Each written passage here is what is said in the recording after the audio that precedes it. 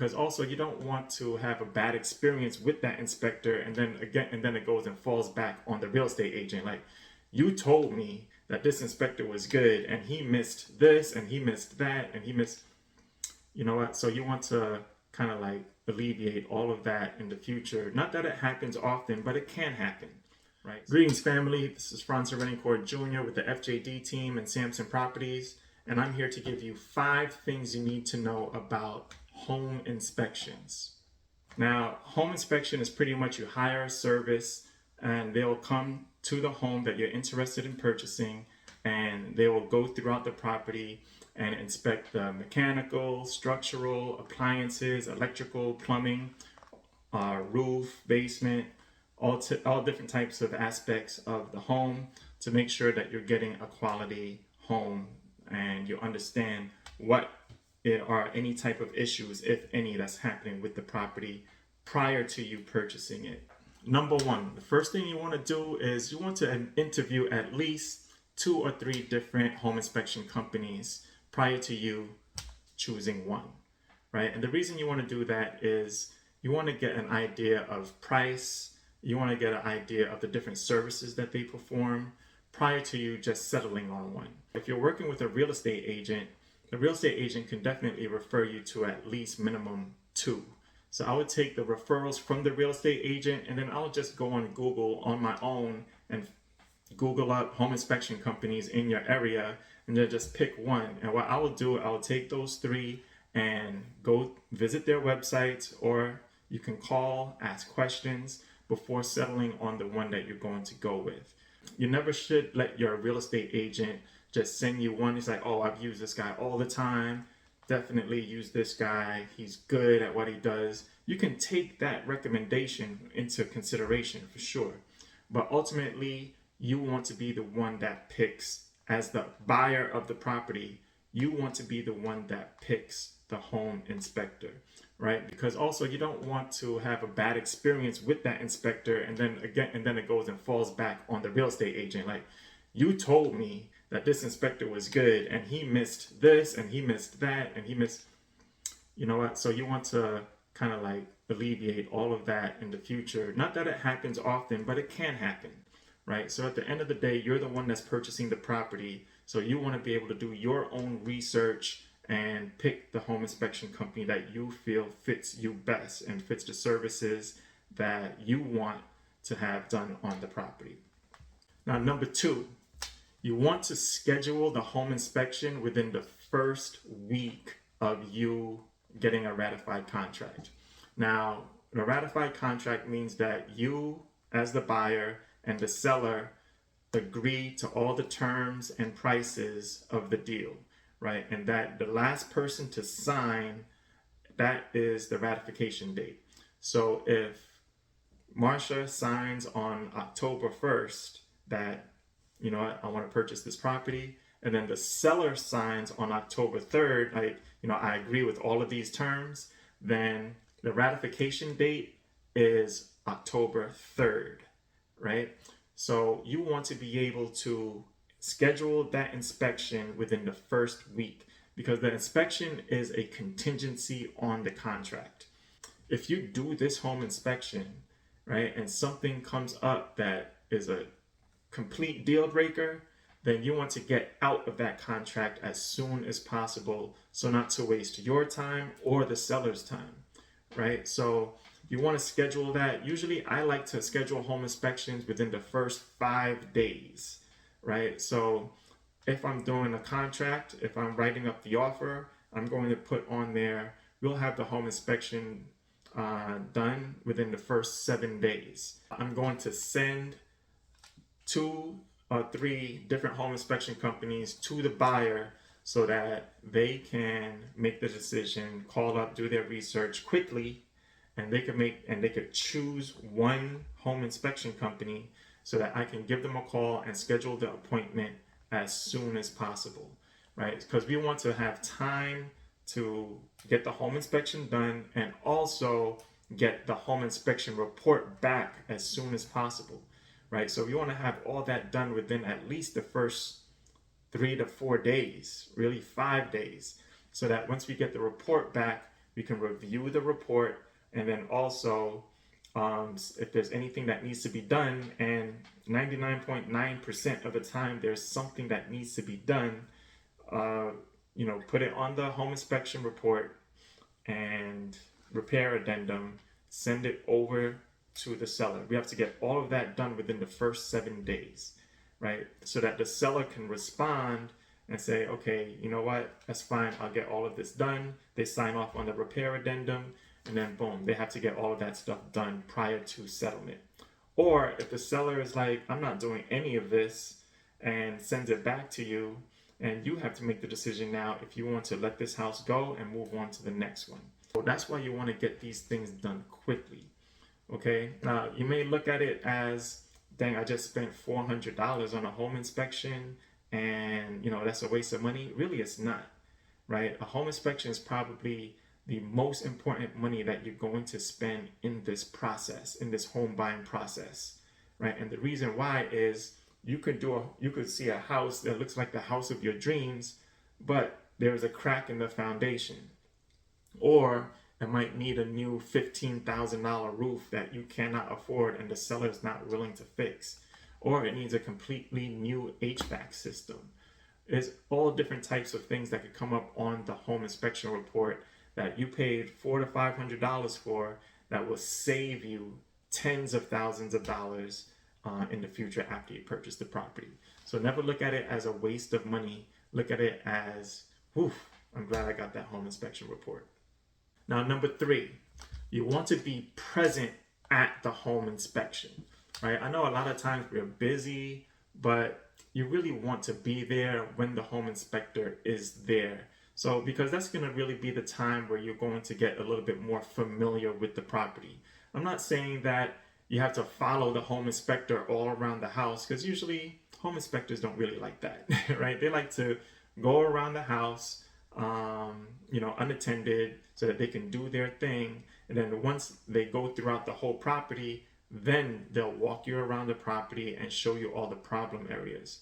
That gives you an opportunity to get a little bit more familiar, walk around, because really the first time you go for your viewing, you don't really necessarily spend a lot of time there. You're probably spending 15, 20 minutes, maybe up to half an hour at the property, which is fine, right? But it's really a showing. So it's very important that you want to be present at the home inspection, because home inspections usually last about 2 hours, depending on the size of the house, right? If it's a 600 square foot condo, it might be 45 minutes to an hour, tops, right?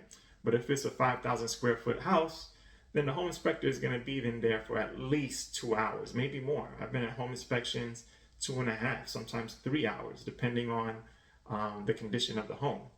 So you want to be present, because that's going to give you an opportunity to get familiar with the house. You're going to be able to go from room to room, take your time. I would bring sometimes buyers bring tape measures. They could measure the rooms and stuff like that. So it gives you more time to get familiar with the house. And then also, once the home inspector is done with the inspection process, then he or she will take you throughout the property and show you all of maybe the defects that he found, or also he will show you where all the major components of the house are, like the water main, the main electric panel, different things that you may need to know where these things are. That sometimes if you don't know where it is and there's an emergency and you don't know where the water main shutoff is, or you don't know where the electric panel is, then it might cause an issue down the road. But if you was there at the home inspection, then now you're familiar where all of these main components of the house are. Definitely, if you can, you want to be present at these home inspections. You'll thank me later for that information. Number 4, the repair addendum. Okay, so once the home inspector is done touring the property, and of course you're going to be there, so you're going to see, he or she is going to show you all of the different defects and deficiencies of the house. Then he is going to send you a home inspection report, you and your agent. So usually that report comes in within 24 hours, right? And then once that report comes in, you want to get with your agent and review this report. If there are major things on this addendum, on this home inspection report, then you probably want to get the seller to address those issues. Like if the HVAC unit is not operable, it's not sending out cold air or heat, then that's major, because you don't want to move into a property in the middle of winter and the heat is not working, right? Because that could be a 10, depending on the size of the home, $5,000, $10,000, $15,000 issue, right? Or the roof might be leaking, right? Actively leaking, that's causing damage to the attic or even the ceilings on the upper level. So whenever there are major things like this that are wrong with the property that are on the home inspection report, you want to be able to put those types of items on the repair addendum. So the repair addendum, we're going to go through and list all of the different things that we want the seller to address. And then the seller usually has about 2 days to respond if they're going to do these if they're going to correct these issues, or if they're going to provide a seller credit. A seller credit pretty much is maybe the seller does not want to correct these issues and they rather just give you a credit to take care of it. Now, the thing you have to remember about a seller credit is that the seller can say, you know what, I'm not going to fix this roof. I'll give you a $5,000 credit towards the roof. Now, here's what you have to remember about that. It's not going to be $5,000 in cash that he's giving you, right? It's going to be a credit on the settlement statement. So that means, that's great, right? But that means if you have to bring $15,000 to closing, that means you only have to bring $10,000 to closing. So effectively, it is cash. Cash that you don't have to bring, but it's not like money set aside for the roof that you're going to get a check at settlement. So it's going to reduce the amount of money that you're going to get at settlement. So you just have to remember that going forward, that, okay, I'm going to bring $5,000 less, but that money is reserved for the roof.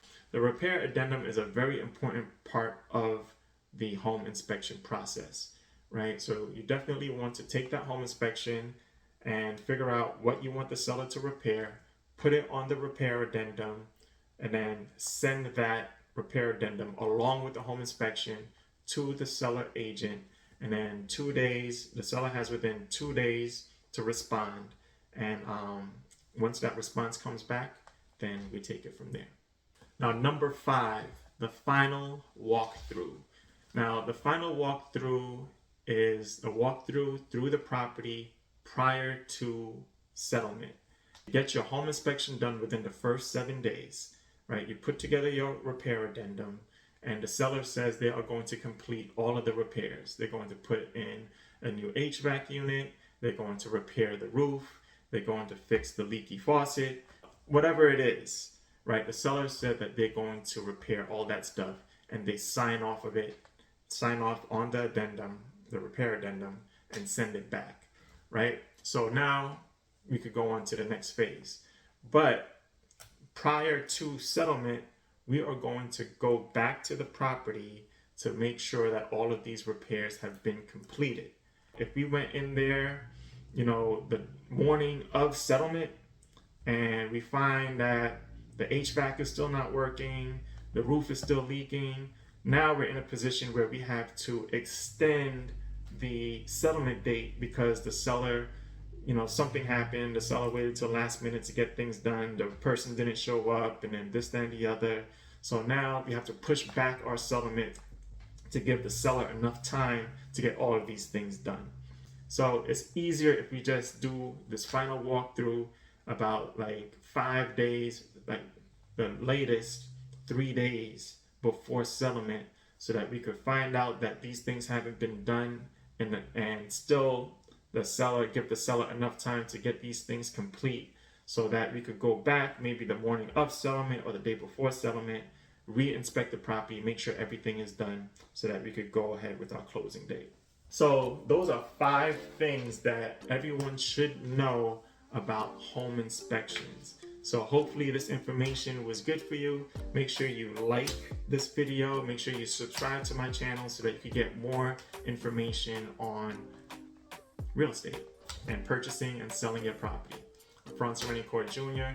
If you need any type of real estate services, feel free to reach out to us. We're in the DMV area, DC, Maryland, Virginia, and we'd love to help you. Thanks. Have a good day. Peace.